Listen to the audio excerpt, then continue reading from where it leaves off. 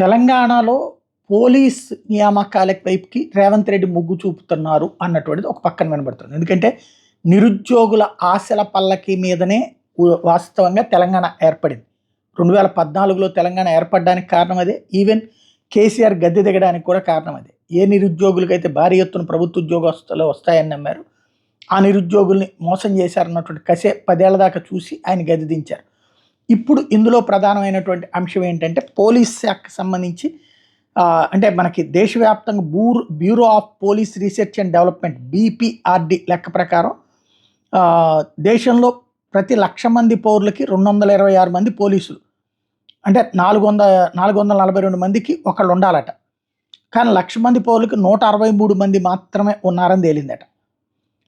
టోటల్గా చూసుకుంటే అంటే ప్రతి 1,00,000 మందికి 442 మంది, 615 మంది ఉండాలన్నటువంటి సందర్భంలో ఇప్పుడు ఆ సంఖ్య తగ్గినటువంటి సందర్భంలో, అంటే 442 మంది ఉండాలంటే ఇప్పుడు అంటే 442 మందికి ఒక పోలీసు ఉండాలంటే ఇప్పుడు తెలంగాణలో 615 మందికి ఒక పోలీసు ఉన్నారట.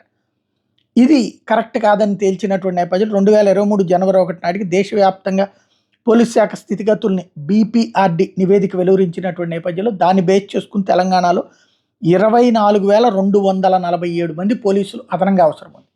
24,247 మంది అక్కడ జనాభాతో క్యాలిక్యులేట్ చేసినప్పుడు. మరి దానికి పోలీస్ శాఖకి రేవంత్ సిగ్నల్ ఇస్తారా, లేదు అవి కేవలం ప్రచారం కోసమేనా అన్నది తేలాల్సి ఉంది.